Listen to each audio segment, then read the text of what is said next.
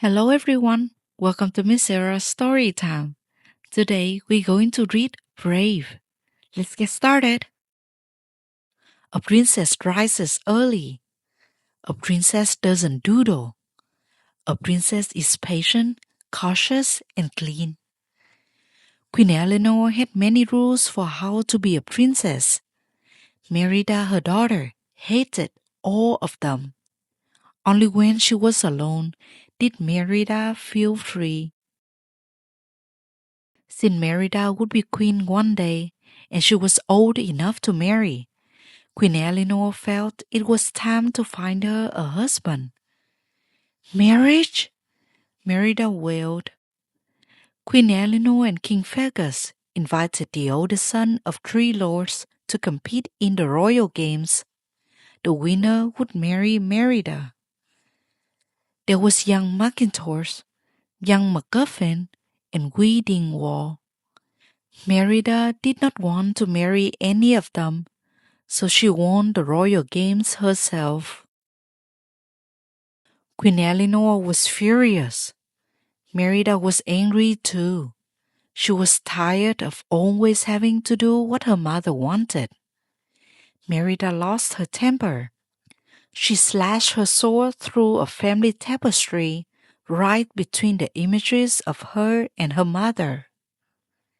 Then Merida jumped onto her horse and rode away from the castle.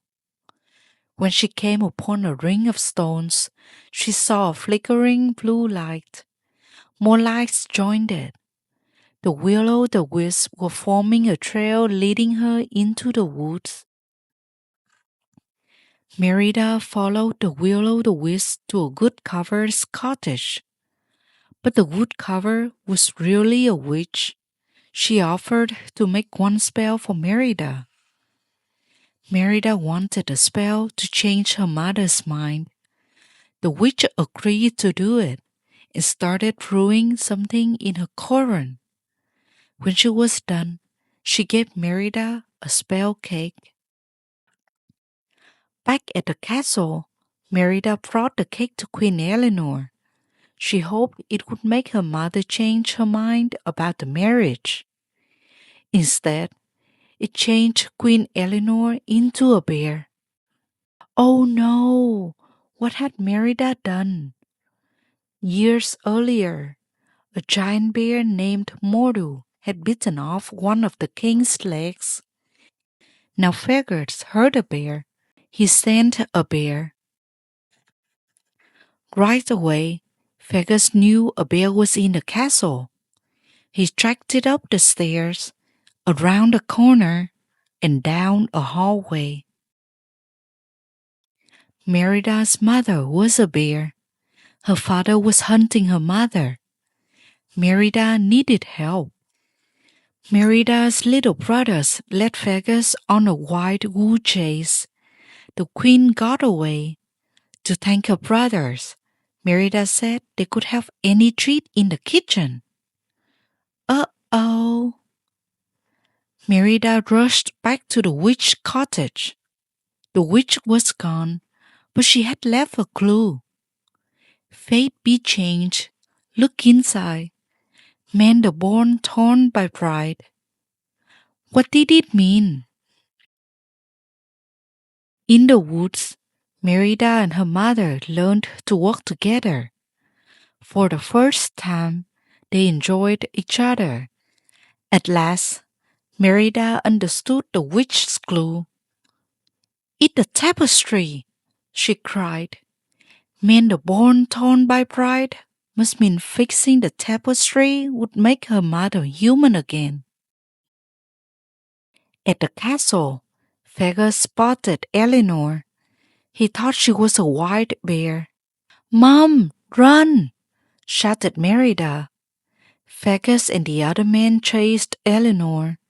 Merida chased the men. Her brothers helped. They were bears now too. They had eaten the spell cake. Merida had to fix the tapestry. Fast. The hunting party closed in on the bear and tied her to the ground. Fergus raised his sword, But Merida stepped in and blocked his blow. She had saved her mother just in time.